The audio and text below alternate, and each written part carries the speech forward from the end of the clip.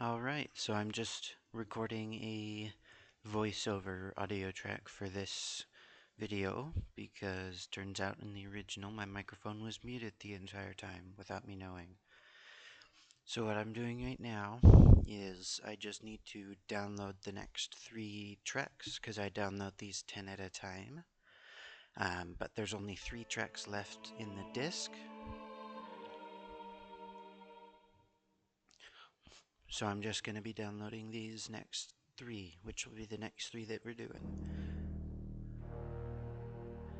And just listening to them.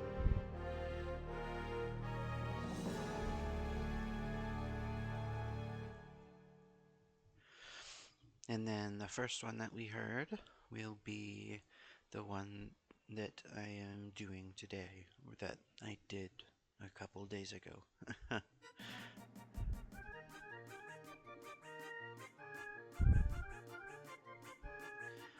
This is very similar to 2 other tracks that I've done already.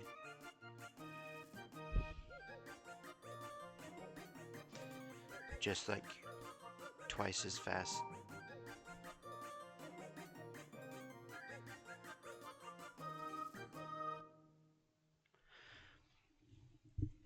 It's like note for note the same as some of the other ones, except for the intro. So what I'm doing is I'm just going to my like little extra sound font that I have accumulated over the course of the soundtrack since I switched over to the new sound font. And I'm just looking at the samples that I have for those other tracks that are similar. Except that for some reason Polyphony is playing out of the computer speakers at this time, and you can't hear it at all, which I just found out, so that's fun. But I can just skip past that a little bit, because sample is just a bit different. There we go, now I switched it to headphones.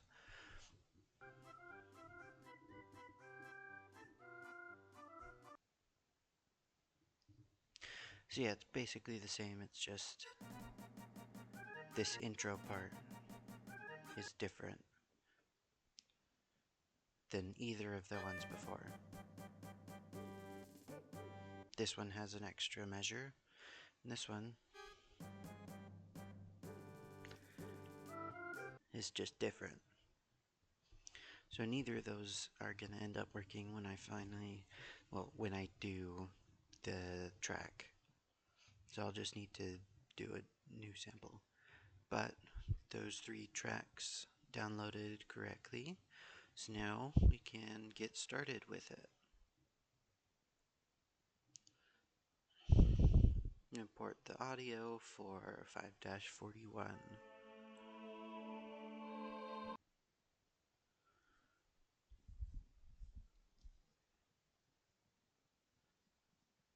Just little interruptions here and there.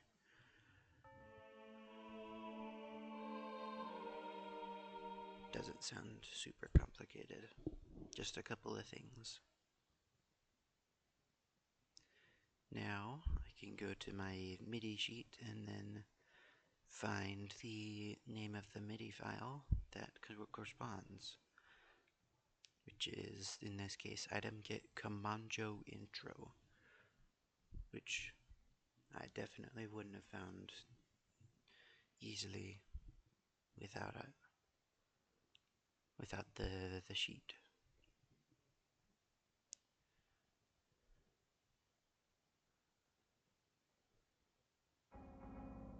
Just making sure that that MIDI file is what I thought it was, and indeed I have done it.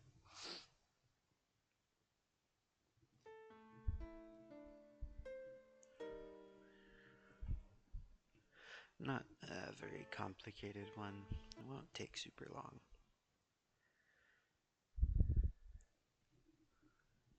And this this track should be Tubular Bells, and there's only one of those that is unlabeled. So Tubular Bells 2 should be number 93.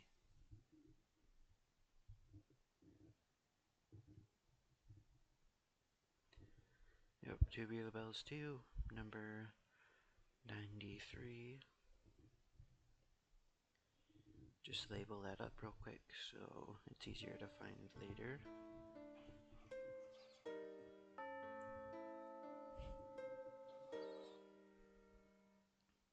That's a very soft Tubular Bells sound compared to the other ones. Very soft attack. Okay, and then sound 223 is the tenor sound 2. And then that's used for the bottom staff. And then 225 is for the other two staves. It is the female choir number 2. And there's not enough room for me to input the numbers at the end there, so I just need to abbreviate this somewhat.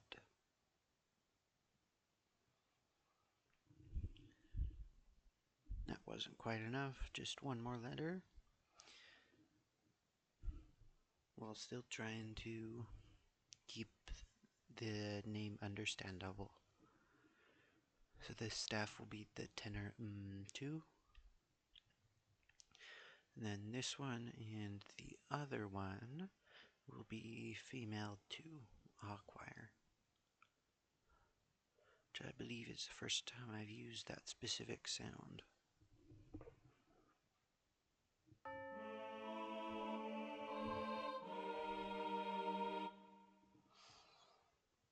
Okay, then going into my little MIDI player. And I was trying to play back the Nightmare, which is the Malamart MIDI without the sounds. But it wasn't playing correctly with the audio. Because audio devices had switched since it was open and it didn't like that. And then just finding the correct MIDI for that, the Come On Joe.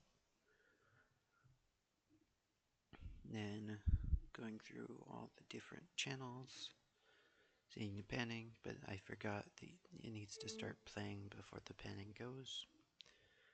So it's right, left, right. It's about a 70, right and left, because it's relatively far.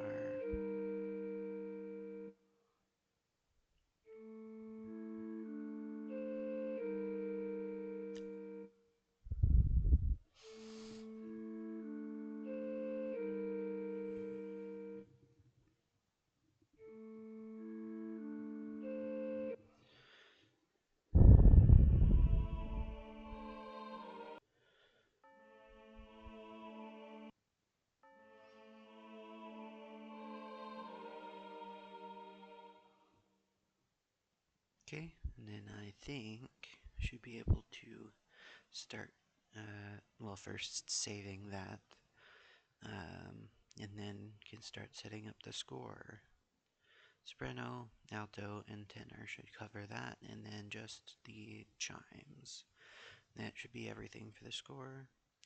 1, 2, 3, 4, 1, 2, 3, 4. 1, 2, 3, 4, 1, 2, 3, off. 2 measures. 4, 4, and then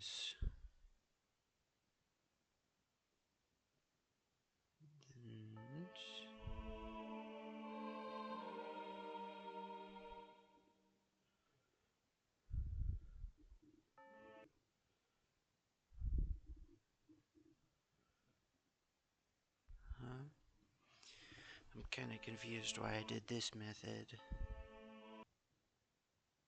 because the MIDI file probably has the tempo on it, but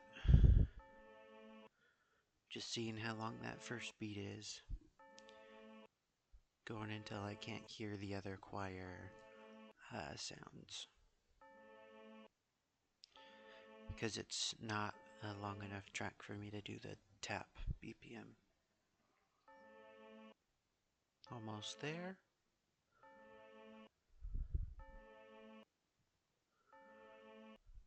Still just barely there at the end there.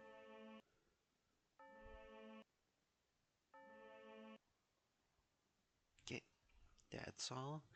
Put it into my calculator. 828 for the quarter note. 72 beats per minute.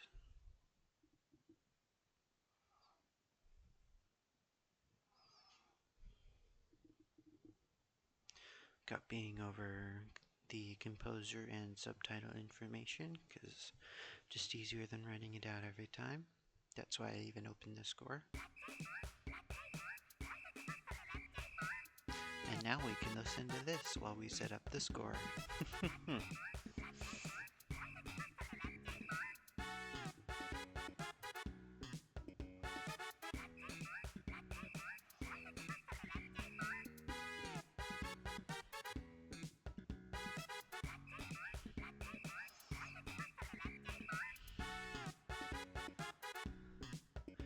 And I forgot that the staves aren't in the same order, so the penning has to be adjusted for that.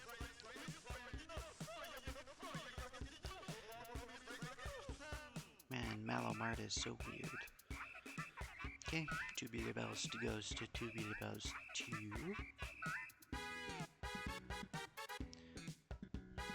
I forgot that the staff order was switched again.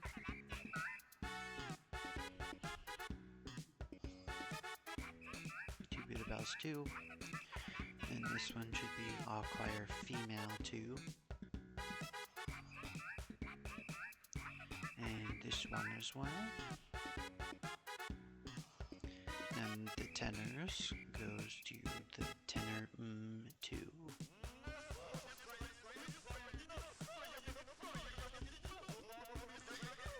And just inputting some notes. And checking velocity for dynamic. 85 is right about mezzo forte. Mezzo forte is 80 velocity. At least it was in mu score 3. I assume 4 is the same.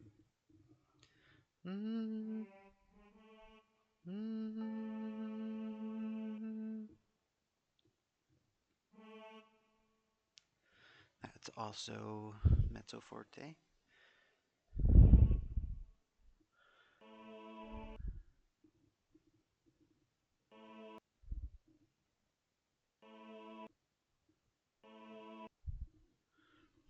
Checking how long the beat is again. Until we can't hear the note change.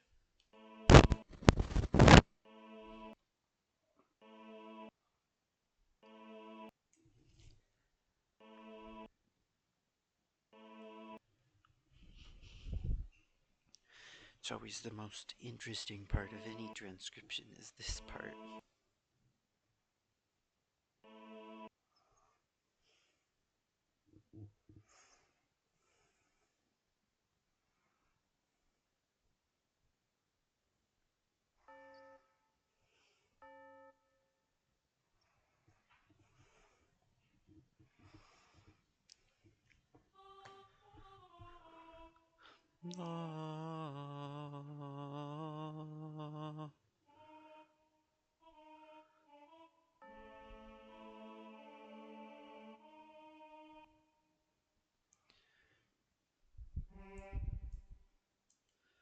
Yeah, I suppose the MIDI's tempo stuff wasn't really the greatest thing ever.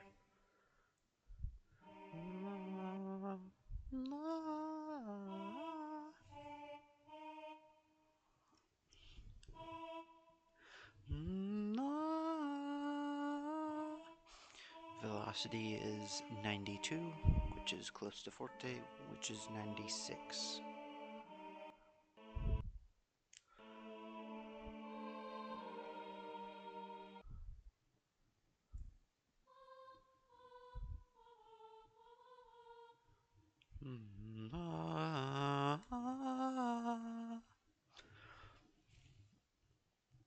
And I put the key signature at 2 flats on there for that last chord. Decide it will be funny if the first time I save it is when it's done, the final version of the score.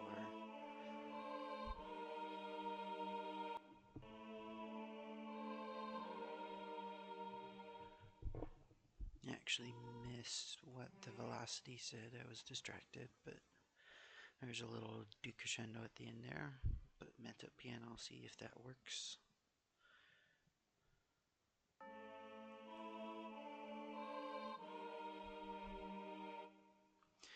Feels weird that that first beat is longer than the other ones, but time to move the subtitle down so it's more readable. Fits nicely in that little gap there.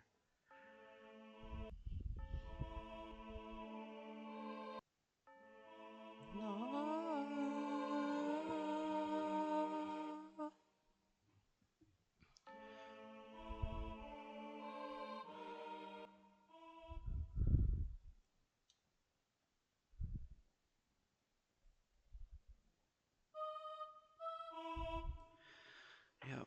Then I decide that the current playback isn't legato enough, so I add that tight 16th note so that the notes overlap a tiny bit.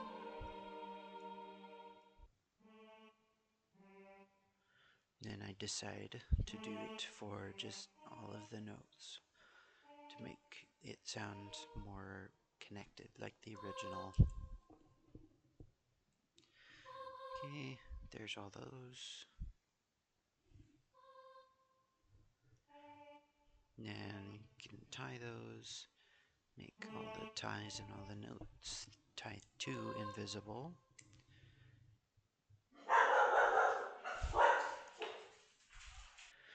Oh, I'm not sure what they heard, but there was no one there. Making all these voice 2 things invisible.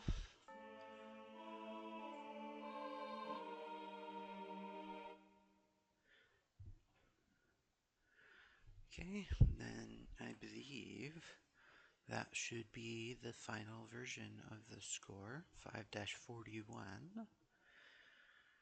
Just listen to it.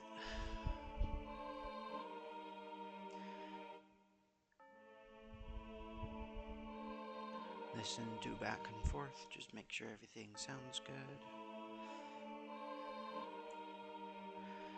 And I would say I'm happy with that for this track. You can close the MIDI, and then that should be everything.